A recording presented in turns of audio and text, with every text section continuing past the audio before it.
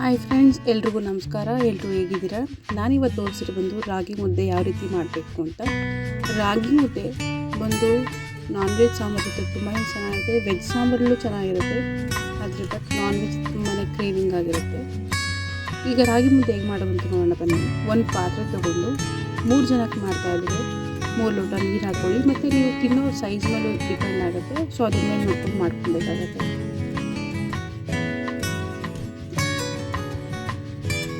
ಈ ರೀತಿ ನೀರೆಲ್ಲ ಹಾಕ್ಕೊಂಡಾದ್ಮೇಲೆ ಫಸ್ಟ್ ಟೈಮ್ ಮಾಡ್ತಿರೋದ್ರಿಂದ ನೀವೇನು ಮಾಡಬೇಕು ಅಂದರೆ ಸ್ವಲ್ಪ ತುಪ್ಪ ಹಾಕ್ಕೊಬೇಕು, ಸ್ವಲ್ಪ ಉಪ್ಪು ಹಾಕ್ಕೊಬೇಕು. ಉಪ್ಪು ಹಾಕ್ಕೊಳ್ಳೋದೊಂದು ಪದ್ಧತಿ ನಮ್ಮ ಕಡೆ ಇದೆ. ಯಾರೆಲ್ಲ ಹಾಕ್ಕೊಳ್ಳೋದು ಪರವಾಗಿಲ್ಲ, ಬಟ್ ಹಾಕ್ಕೊಂಡ್ರೆ ಒಳ್ಳೆಯದು, ರುಚಿ ಬರುತ್ತೆ ಒಂದು ಸ್ವಲ್ಪ ಮುದ್ದೆ. ಮತ್ತು ಒಂದು ಸ್ವಲ್ಪ ತುಪ್ಪ ಹಾಕ್ಕೊಳ್ಳಿ. ತುಪ್ಪ ಹಾಕ್ಕೊಂಡ್ರೆ ನಿಮಗೆ ಮುದ್ದೆ ಮಾಡಬೇಕಾದ್ರೆ ಗಂಟಾಗಲ್ಲ. ಇದೆಲ್ಲ ಆದಮೇಲೆ ಸ್ವಲ್ಪ ಹಸಿ ತೊಗೊಂಡು ಈ ರೀತಿ ಹಾಕ್ಕೊಳ್ಳಿ. ಸ್ವಲ್ಪನೇ ಹಾಕ್ಕೊಬೇಕು. ಫಸ್ಟು ಸ್ವಲ್ಪ ಸ್ಟಾರ್ಟಿಂಗಿಗೆ ಜಾಸ್ತಿ ಹಾಕ್ಕೊಂಬಿಡ್ಬಾರ್ದು.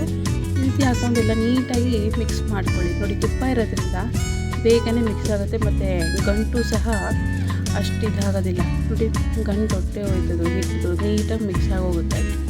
ಇದೇ ರೀತಿ ಗಟ್ಟಿ ತುಂಬ ಹಿಟ್ಟು ಹಾಕೊಂಡಾಗಲೂ ಆಗುತ್ತೆ ಅಂತಲ್ಲ. ಅದಾದಮೇಲೆ ಸ್ವಲ್ಪ ಕೈ ಆಡಬೇಕಾಗತ್ತೆ. ಮತ್ತು ಹಾಗೆ ಅದೇ ರೀತಿ ಕೈ ಆಡ್ತಾಯಿದ್ದೆ ಈಗ ಒಂದು ಸ್ವಲ್ಪ ಅದನ್ನು ಕುದಿ ಬರೋಕ್ಕೆ ಬಿಡಬೇಕು. ಚೆನ್ನಾಗಿ ಒಂದು 2 ನಿಮಿಷದಲ್ಲಿ ಕುದಿ ಬರುತ್ತೆ. ಬಂದಾದಮೇಲೆ ಅದ್ರ ಮೇಲೇ ಹಿಟ್ಟು ಹಾಕೊಬೇಕಾಗತ್ತೆ. ನಾನು ಇಲ್ಲಿ ಫುಲ್ ಪ್ರೊಸೆಸಿಂಗ್ ತೋರಿಸಿದ್ದೀನಿ. ನಾನೆಲ್ಲೂ ವೀಡಿಯೋ ಸ್ಕಿಪ್ ಮಾಡ್ತಾ ಇಲ್ಲ. ನೀವು ಕಂಪ್ಲೀಟಾಗಿ ವೀಡಿಯೋ ನೋಡಿದ್ರೆ ನೀಟಾಗಿ ನಿಮ್ಗೆ ಅರ್ಥ ಆಗುತ್ತೆ.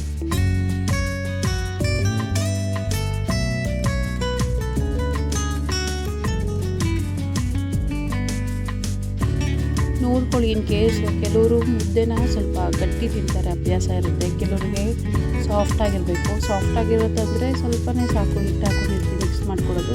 ಕೆಲವರು ಗಟ್ಟಿ ತಿನ್ನೋದ್ರಿಂದ ಮತ್ತೆ ಇನ್ನೊಂದು ಸ್ವಲ್ಪ ಹಿಟ್ಟು ಹಾಕೊಂಡು ಮಿಕ್ಸ್ ಮಾಡ್ಕೊತಾರೆ.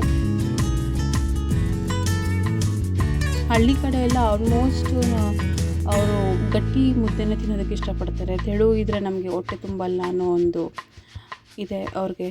ಯಾಕಂದರೆ ಅವರು 1-2 ಮುದ್ದೆ ತಿಂತಾರೆ ಬೆಳಗ್ಗೆ ಹೋಗಿ. ರೈತರುಗಳೆಲ್ಲ ಹೊಲ ಗದ್ದೆಯಲ್ಲಿ ಕೆಲಸ ಮಾಡಬೇಕಾಗತ್ತೆ. ಆದ್ದರಿಂದ ನೋಡಿ, ಈ ರೀತಿ ಫಾರ್ಮ್ ಆಯಿತು ಅದು ಮುದ್ದೆ. ಹಿಟ್ಟು ಸ್ವಲ್ಪ ಹಾಕ್ಕೊಂಡಿದ್ವಿ. ಇವಾಗ ಇದೆಲ್ಲ ಆದಮೇಲೆ ಸ್ವಲ್ಪ ಆ ಕಡೆ ಈ ಕಡೆ ನೋಡಿ, ಈ ಥರ ಬಬಲ್ ಬರ್ತಾ ಇದೆಯಲ್ಲ, ಈ ರೀತಿ ಗುಳ್ಳೆಗಳು ಬಂದ ನಂತರ ನೀವೇನು ಮಾಡಬೇಕು, ಸ್ವಲ್ಪ ಈಗ ಹಿಟ್ಟು ಹಾಕೊಳ್ಳೋದಕ್ಕೆ ಸ್ಟಾರ್ಟ್ ಮಾಡಬೇಕಾಗತ್ತೆ. ಹಸಿಟ್ಟು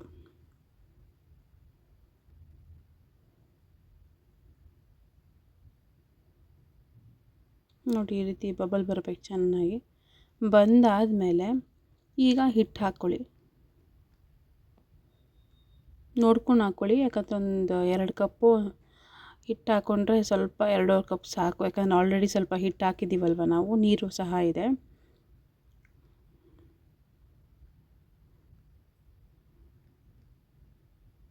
ಚೆನ್ನಾಗಿ ಕುದ್ದು ಅದು ಇದಾಗಬೇಕು. ಲೈಕ್ ಏನು ಹೇಳ್ತಾರೆ, ಸ್ವಲ್ಪ ಆ ಕಡೆ ಈ ಕಡೆಯಿಂದೆಲ್ಲ ಚೆನ್ನಾಗಿ ಹಿಟ್ಟು ಬೇಯಬೇಕು. ಒಳಗಡೆಯಿಂದನೇ ಬೇಯ್ತಾ ಇರುತ್ತೆ. ಏನು ಕೆಳಗಡೆ ಹಿಟ್ಟು ಕುದೀತಾ ಇದೆ.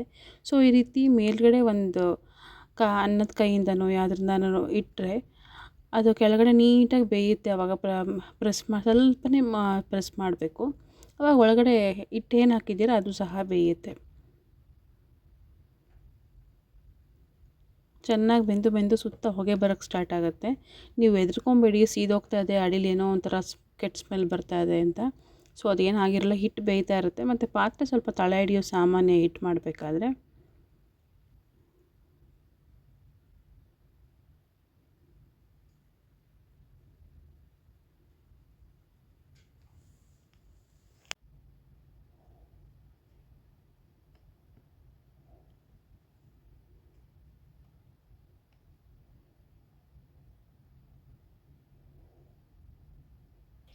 ಕಾಣಿಸ್ತಾ ಇದೆ ಅಲ್ವಾ ನಿಮಗೆ, ಚೆನ್ನಾಗಿ ಕುದಿ ಬರ್ತದೆ, ಯಾವ ರೀತಿ ಬರ್ತದೆ. ಮತ್ತು ಇಲ್ಲಿ ಹೊಗೆ ಬರ್ತಾ ಇರುತ್ತೆ. ಬಟ್ ಇಲ್ಲಿ ವೀಡಿಯೋದಲ್ಲಿ ಕಾಣಿಸ್ತಾ ಇಲ್ಲ. ನಾನು ಇಲ್ಲಿ ಫ್ಲ್ಯಾಶ್ ಲೈಟ್ ಕೂಡ ಆಫ್ ಮಾಡಿ ನೋಡಿದೆ, ಬಟ್ ಆದರೂ ಕಾಣಿಸ್ತಿರ್ಲಿಲ್ಲ. ಮತ್ತೆ ಆನ್ ಮಾಡ್ಕೊತೀನಿ, ಬಟ್ ಅದು ಕಾಣಿಸಲ್ಲ. ಯಾಕಂದರೆ ಏನು ಮಾಡೋಕ್ಕಾಗಲ್ಲ. ಬಟ್ ನೀವು ನೋಡ್ಕೊಳ್ಳಿ ಮಾಡಬೇಕಾದ್ರೆ. ಈ ರೀತಿ ನೀಟಾಗಿ ಮಿಕ್ಸ್ ಮಾಡ್ಕೊಬೇಕು. ಕೆಲವರು ಕೋಲ್ ಇಟ್ಕೊಂಡಿರ್ತಾರೆ. ನಮ್ಮ ಮನೇಲಿ ನಾವು ಈ ರೀತಿ ಅನ್ನದ ಕೈಲೇ ಮಾಡ್ಕೊತೀವಿ ನಾವು.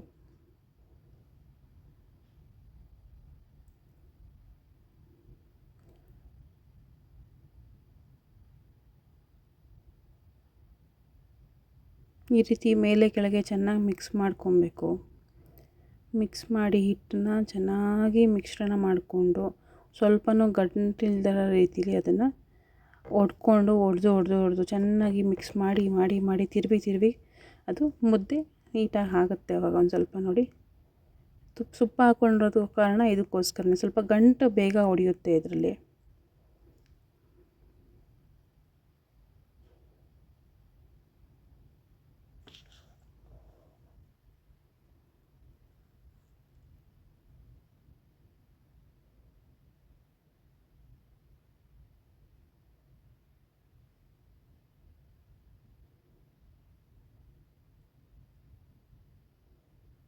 ಸೊ ಫೈನಲಿ ಒಂದು ಹದಕ್ಕೆ ಬರ್ತಾ ಇದೆ ಮುದ್ದೆ. ಸ್ವಲ್ಪ ಗಂಟು ಕಾಣಿಸ್ತಾ ಇದೆ ನೋಡಿ, ಹಿಟ್ಟು ಥರ ಇರೋ ಸ್ವಲ್ಪ ಅದು ಗಂಟು ಅಂತೇಳಿ ಅದನ್ನು ಸ್ವಲ್ಪ ಚೆನ್ನಾಗಿ ಮಿಕ್ಸ್ ಮಾಡ್ಕೊಬೇಕು. ಮಿಕ್ಸ್ ಎಲ್ಲ ಆದಮೇಲೆ ಮತ್ತೆ ಒಂದು ಸ್ವಲ್ಪ ಹೊತ್ತು ಹಿಟ್ಟು ಅದು ಬೇಯಬೇಕು. ಯಾಕಂದರೆ ಇದಾಗಿದೆ ಅಂದ ತಕ್ಷಣ ಮುದ್ದೆ ಆಗೋಯ್ತು ನಾವು ಮುದ್ದೆ ಕಟ್ಬಿಡ್ಬೋದು ಅಂತ ಅಲ್ಲ. ಮತ್ತೆ ಆ ಹಿಟ್ಟು ಏನಕ್ಕೆ ಮಿಕ್ಸ್ ಮಾಡ್ಕೊಳ್ತೀವಿ ಅಂತಂದರೆ ಗಂಟಿರೋದು ಈಗಲೇ ಸ್ವಲ್ಪ ಹಸಿ ಇದ್ದಾಗಲೇ ತೆಗೆದ್ರೆ ಸೊ ನೀಟಾಗಿ ಗಂಟು ಬಂದುಬಿಡುತ್ತೆ. ಗಟ್ಟಿ ಆದಮೇಲೆ ನೀವು ಗಂಟು ಹೊಡೆಯೋದಕ್ಕೆ ಬರೋದಿಲ್ಲ, ಮಿಕ್ಸ್ ಮಾಡೋದಕ್ಕೆ ಇದು ಸರಿ ಮಾಡೋದಕ್ಕಾಗಲ್ಲ. ಸೊ ಇದೆಲ್ಲ ಆದಮೇಲೆ ಒಂದು 30 ಸೆಕೆಂಡ್ಸ್ ಟು 40 ಸೆಕೆಂಡ್ಸ್ ಏನಾದರೆ 1 ಮಿನಿಟ್ ಒಂದು ಸ್ವಲ್ಪ ಪ್ಲೇಟ್ ಮುಚ್ಚಿದ್ರೆ ಹಿಟ್ಟು ಹಾಗೆ ಬೇಯುತ್ತೆ. ಬೆಂದ ನಂತರ ಅದು ಒಂದು ಕೈನ ಒದ್ದೆ ಮಾಡ್ಕೊಳ್ಳಿ. ಒದ್ದೆ ಮಾಡಿಕೊಂಡು ಹಿಟ್ಟನ್ನ ಎತ್ಕೊಬೇಕು. ಆವಾಗ ಹಿಟ್ಟು ಅಂಟಿಲ್ಲ ಅಂತಂದರೆ ಹಿಟ್ಟು ಬೆಂದಿದೆ ಅಂತ ಅರ್ಥ. ಹಿಟ್ಟೇನಾದ್ರು ಅಂಟಿದೆ ಅಂತಂದರೆ ನೀವು ಸರಿಗೆ ಬೇಯಿಸಿಲ್ಲ ಅಂತೇಳಿ ಅರ್ಥ. ಸೊ ಇನ್ನೊಂದು ಏನು ಟಿಪ್ಸ್ ಕೊಡ್ತೀನಿ ಅಂದರೆ, ನೀವು ಏನಾದ್ರು ಇನ್ ಕೇಸ್ ಫಸ್ಟ್ ಟೈಮ್ ಮಾಡ್ತಿದ್ರೆ ನಾವು ಸ್ಟಾರ್ಟಿಂಗ್ ಮೊದಲು ಅಂಬಲಿ ಏನು ಮಾಡ್ಕೊಂಡ್ವಿ ನೀರಲ್ಲಿ ಒಂದು ಸ್ವಲ್ಪ ಜಾಸ್ತಿನೇ ಮಾಡ್ಕೊಂಡು ಸ್ವಲ್ಪ ಸೈಡಿಗೆ ತೆಗೆದಿಟ್ಕೊಳ್ಳಿ. ಇನ್ ಕೇಸ್ ತೀರಾನೇ ಗಟ್ಟಿಯಾಗೋಯ್ತು ಅನ್ಬೇಕಾದ್ರೆ ಅಂಬಲಿನ ಸ್ವಲ್ಪ ತೊಗೊಂಡು ಮಿಕ್ಸ್ ಮಾಡ್ಕೊಬೋದು. ಈಗ ನೋಡಿ ಮುಚ್ಚಿಟ್ಟಿದ್ದು ಸ್ವಲ್ಪ ತೆಗೆದ್ಮೇಲೆ ಹಿಟ್ಟು ಚೆನ್ನಾಗಿ ಬೆಂದಿರುತ್ತೆ.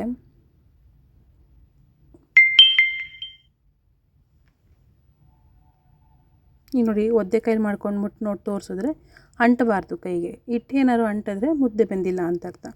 ಈ ರೀತಿ ಒಂದು ಬಟ್ಲಲ್ಲಿ ನೀರು ರೆಡಿ ಮಾಡಿ ಇಟ್ಕೊಳ್ಳಿ. ಯಾಕೆಂದರೆ ಮುದ್ದೆ ಮಾಡಬೇಕಾದ್ರೆ ಕೈ ಸುಡುತ್ತಲ್ಲ, ಕೈನ ಒದ್ದೆ ಸ್ವಲ್ಪ ಫಸ್ಟು ಪ್ಲೇಟ್ನ ನೀಟಾಗಿ ಅದನ್ನು ಒದ್ದೆ ಮಾಡಿ ಹಾಕ್ಕೊಬೇಕು. ನಿಮ್ಗೆ ಎಷ್ಟು ದಪ್ಪ ಮುದ್ದೆ ಬೇಕು ಈ ರೀತಿ ಒದ್ದೆ ಮಾಡಿಕೊಂಡು ಮುದ್ದೆನ ನೀಟಾಗಿ ತಟ್ಕೊಬೇಕು.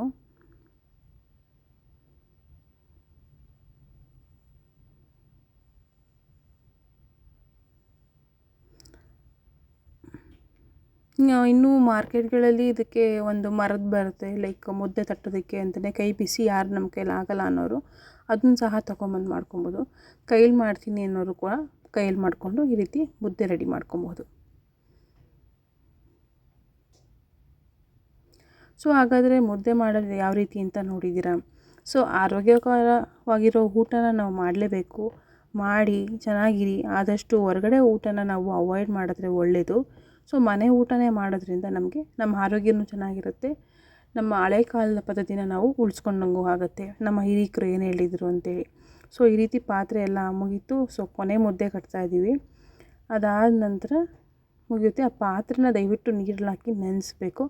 ಆಮೇಲೆ ಅದು ಬೇರೆ ಪಾತ್ರೆಗಳ ಥರ ಇರಲ್ಲ, ಬಟ್ ಅದು ನೆನೆಯೋದಕ್ಕೆ ಒಂದು 2 to 3 hours ಆದರೂ ಬೇಕಾಗತ್ತೆ. ಸೊ ಫೈನಲಿ ಮುದ್ದೆ ರೆಡಿ ಆಯಿತು. Thank you for watching my channel. Thank you. Bye.